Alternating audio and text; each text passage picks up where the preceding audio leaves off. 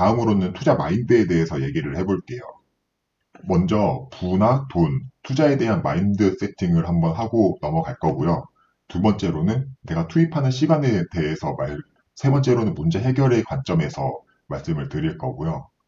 먼저 돈에 대한 마인드를 한번 짚고 넘어갈게요. 저희가 부자나 투자, 돈, 부에 대한 그런 부정적인 생각이 있을 수가 있거든요. 뭐 부자가 나쁜 사람이다. 돈 벌어서 뭐 하냐. 그 돈 뭐 다 쓸 줄 아냐. 너무 돈돈거리면 안 된다. 이런 식의 부정적인 얘기들이 있잖아요. 그렇게 부정적으로 자꾸 얘기를 하다 보면은 들어올 돈도 저는 나간다라고 생각을 해요. 내가 그런 돈을 싫어하는데 그 돈이 어떻게 제 주머니 속으로 들어올 수가 있겠어요. 그래서 이런 돈이나 부에 대한 그런 부정적인 생각을 꼭 버리는 거를 추천을 드립니다. 뭐 이런 부정적인 인식이 있죠. 부자는 욕심이 많고 나쁘다. 뭐 옛날 동화 같은 거를 봐도 부자는 뭔가 되게 심술궂고 악한 존재로 많이 나오잖아요.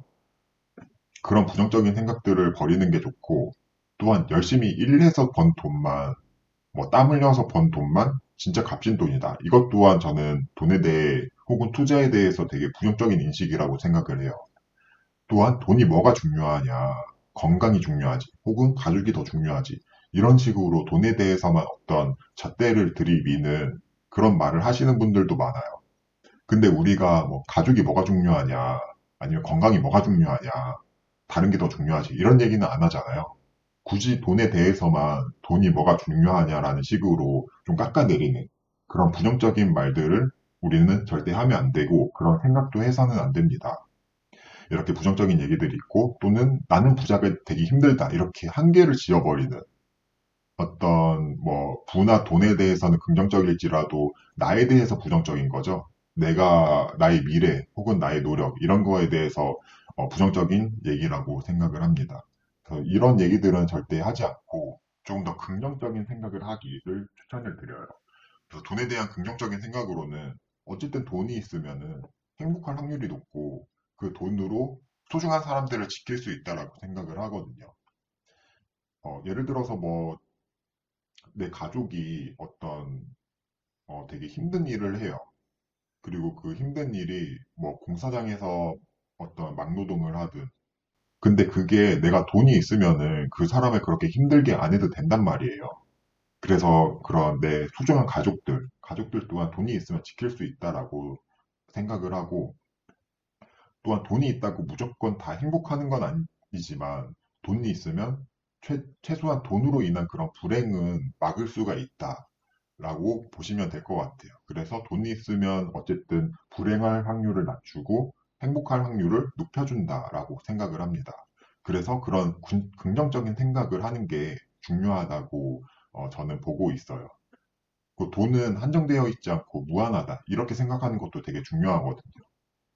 돈이 한정되어 있다라고 생각을 하면은 남의 돈을 내가 뺏으려고 하거나 아니면은 다른 사람이 돈을 버는 거를 되게 부정적으로 보거나 어차피 나한테 그 돈이 못 오고 다른 사람한테 간다 이렇게 생각할 수가 있거든요. 하지만 돈은 한정되어 있지 않고 무한하다라고 생각하는 게 내가 돈을 버는 데 있어서 혹은 다른 사람들이 돈을 버는 거를 부정적으로 바라보지 않게 될 수 있는 것 같아요. 그리고 이 세 번째 또한 어떤 한계에 대해서 말씀을 드릴 수 있을 것 같은데, 뭐 이거랑 비슷하죠? 나는 부자가 되기 힘들다의 반대 그런 말이 나도 충분히 부자가 될 수 있다. 라고 나에 대해서, 그리고 부자에 대해서, 돈에 대해서 긍정적인 생각을 하는 게 중요합니다. 두 번째로는 투입하는 시간에 대해서 말씀을 드릴 건데요. 결국에는 내가 투입하는 만큼 그 결과물이 나온다라고 그냥 내 머릿속에 세팅을 하는 게 편한 것 같아요. 그래서 강의를 듣는 데에도 시간이 들어가죠. 뭐 많이 들으시면 좋을 것 같아서 말씀드리는 건데, 근데 이게 강의를 듣기만 해서는 절대 좋은 투자를 할 수 없는 것 같아요. 그 들은 거를 내가 직접 활용을 해보고 어떤 내가 아파트를 조사하거나 임장을 가거나 아니면은 그 뭐 분석을 하거나 이럴 때 그거를 꼭 활용을 해봐야 되거든요. 그래서 듣기만 하지 말고 꼭 직접 조사하고 알아보고 공부하는 시간을 갖기를 권장드립니다. 그리고 이 강의를 한 번만 들으면은 결국 또 까먹거든요. 그러면은 뭐 내가 강의를 다 들었다고 해도 그 강의 들은 내용의 80%가 날아가 버리면은 결국에는 크게 소용이 없는 거거든요. 하지만 이 반복 학습, 복습 이렇게 여러 번 들으면은 결국 그게 나한테 계속해서 남게 되거든요. 강의도 여러 번 돌려보고 그리고 또 그거를 직접 활용해서 공부를 해보고 그렇게 하면서 내 것으로 만드는 게 저는 되게 중요하다라고 생각을 해요. 뭐 내가 투입하는 시간만큼 더 좋은 투자를 할 수 있다. 결국에는 더 좋은 투자를 해서 내가 경제적 자유를 이루거나 부자가 되는 게 목표이잖아요. 그렇게 하려면 가장 먼저 선행이 돼야 되는 게 결국 이 투입하는 시간이란 말이에요.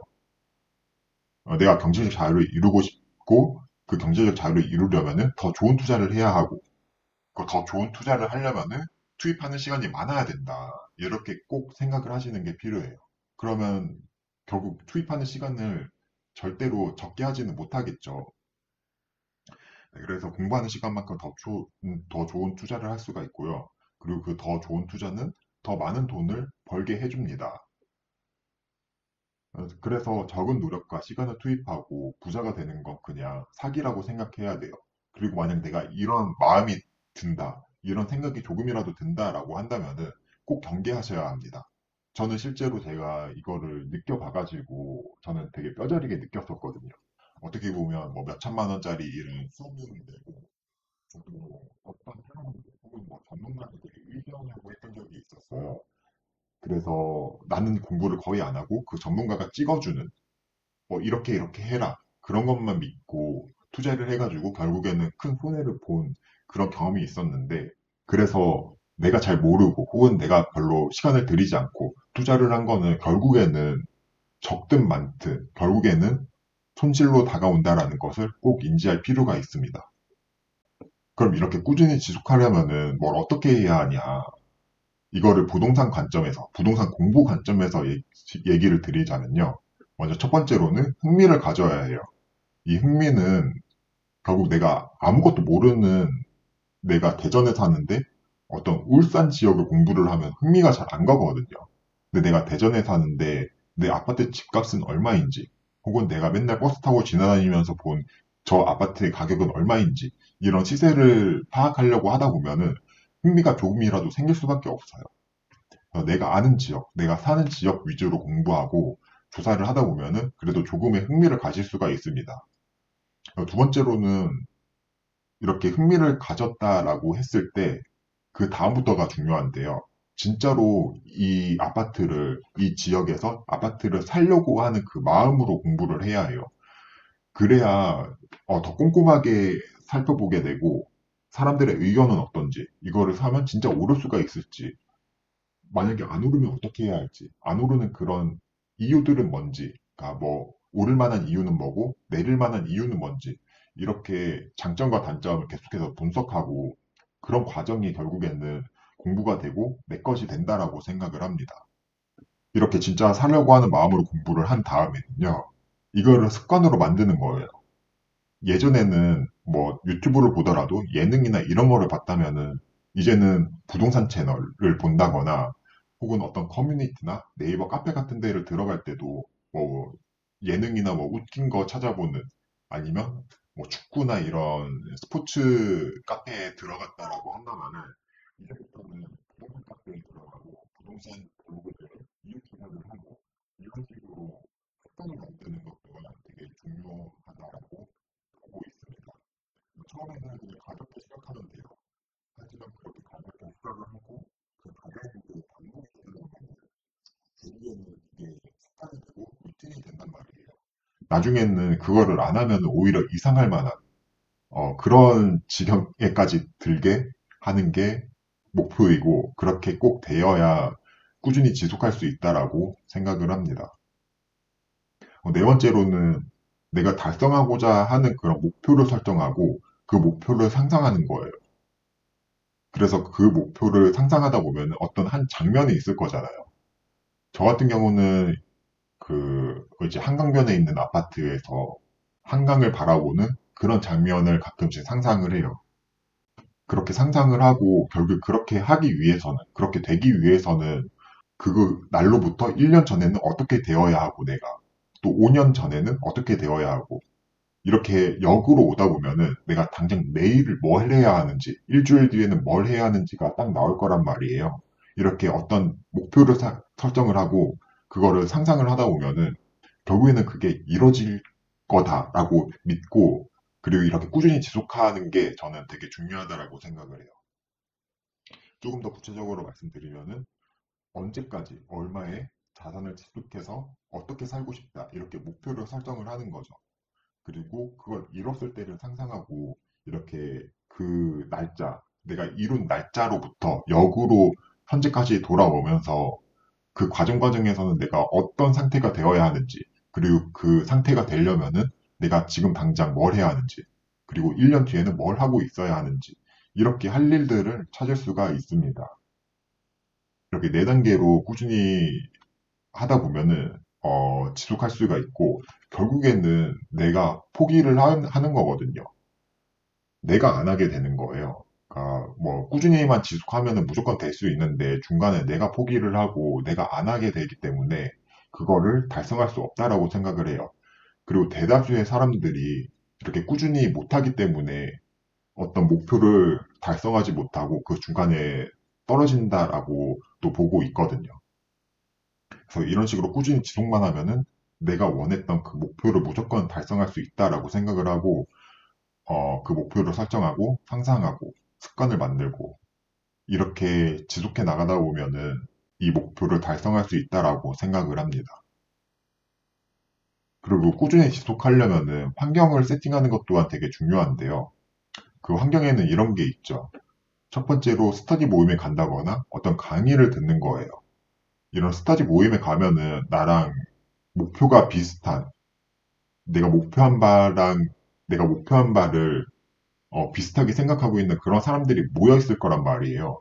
결국 인간도 어떤 환경에 되게 영향을 많이 받기 때문에 내가 직장에 있으면 그 직장 동료들한테 영향을 받아서 어떤 승진, 뭐 고가 이런 거에 대해서 되게 뭐 민감하게 반응을 할 거고요. 내가 투자자 모임에 가 있다라고 한다면은 거기 있는 사람들은 다 투자를 잘하기 위해서 모인 거잖아요.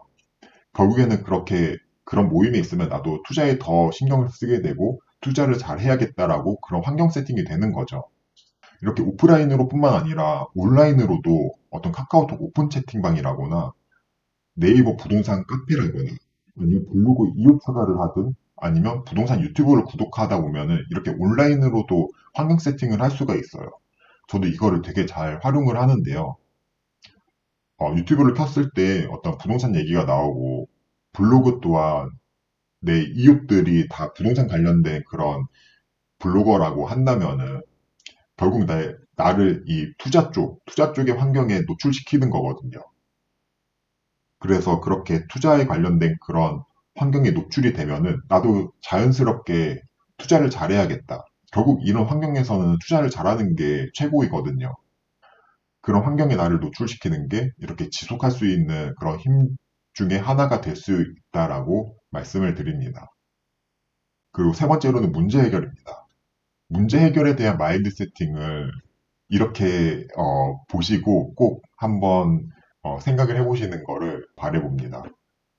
먼저 오히려 문제가 생기는 건 당연하고 내가 잘하고 있다라고 하는 그 증거이다. 이렇게 생각하면은 문제가 왜 나한테 이런 문제가 생겼지?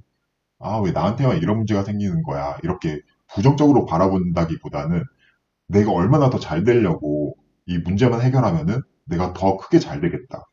이런 식으로 좀 긍정적인 그리고 문제를 오히려 내가 헤쳐나가면은 더 큰 성과를 달성할 수 있다라고 그런 식으로 프레임 전환을 하는 거죠.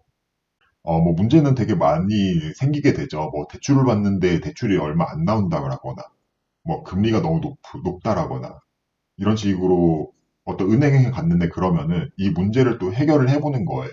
뭐 다른 은행을 갈 수도 있고, 뭐 대출 상담사를 만나볼 수도 있고, 이런 식으로 문제를 해결해 보는 거죠. 뭐 세금에 대한 문제가 있을 수도 있고, 매수 과정에서 문제가 있을 수 있고, 어떤 전세 맞추는 데에 있어서 문제가 있을 수 있고, 전세를 맞추고 나서도 세입자와의 관계에서 문제가 있을 수도 있어요. 그리고 매도를 하는 과정에서도 문제가 있을 수 있겠죠. 이런 문제가 생겼을 때는 이 문제가 어쨌든 뭐 당연히 생기는 거고 내가 잘하고 있다라는 증거라고도 생각을 할 수가 있고요. 또한 이 문제로 인해서 내가 이 투자의 세계에서 더 크게 배울 수 있다. 이런 식으로 생각하는 것 또한 되게 좋은 것 같아요. 각 단계에서는 다 나 혼자 해결하는 게 아니에요. 대출은 대출 상담사가 있을 수 있고, 은행이 있을 수 있고, 세금은 요즘은 뭐 크모 이런 데서도 좀 더 저가에 뭐 3만 원, 5만 원의 양도세라거나 이런 상담을 할 수가 있거든요. 이걸 나 혼자서 다 해결한다라고 생각하지 마시고, 이렇게 전문가의 힘을 빌린다라고 생각하면 그래도 좀 더 편할 거예요. 네, 그리고 이 과정에서 문제가 생겨도 어떻게든 어떤 방법은 꼭 있어요. 이 문제가 생겨도 그냥 너무 이 문제 때문에 난 못하겠다 이렇게 미리 겁먹지 마시고 그래도 한번 해보는 게 되게 중요한 것 같고 그리고 그 문제는 어떻게든 해결을 할 수 있다 이렇게 생각하는 것 또한 중요한 것 같아요. 좀 더 현실적으로 보자면은 그 문제의 진짜 최악의 상황을 한번 생각해 보는 것도 되게 좋아요. 그럼 그 최악의 상황이 별일이 아닐 수도 있어요. 뭐 예를 들어서 저 같은 경우는 아파트를 매수하거나 어떤 부동산을 매수했을 때, 이게 대출이 안 나오면 어떡하지? 뭐 이런 고민을 하기도 한단 말이에요. 그러면 대출이 안 나와서 그 내가 잔금을 치르지 못할까 봐. 그게 어떻게 보면 최악의 상황이잖아요. 그럼 그때 플랜 B를 만들어 보는 거죠. 이게 주택담보대출이 안 나오면은 혹시 내가 신용대출은 얼마나 받을 수가 있지? 이런 식으로 신용대출을 한번 조회를 해보고, 뭐 가족 중에 누군가한테 좀 빌릴 수 있는 게 없는지에 대해서 어떤 플랜 B를 한번 세워보면은, 그리고 그 플랜 B를 내가 이행할 수 있다라고 한다면은, 그 문제가 생겨도 어쨌든 현실적으로 내가 대비책이 있는 거잖아요. 이런 식으로 최악의 상황을 생각해보고 그 최악의 상황이 일어났을 때 어떻게 할 건지에 대해서 생각해보는 것도 현실적으로 도움이 됩니다. 네, 그리고 이 문제를 해결해 나가는 모든 게 공부가 되고 나의 실력이 된다. 네, 정말 중요한 건 부동산 본질 그 자체이다. 그리고 그 본질은 입지와 가격입니다.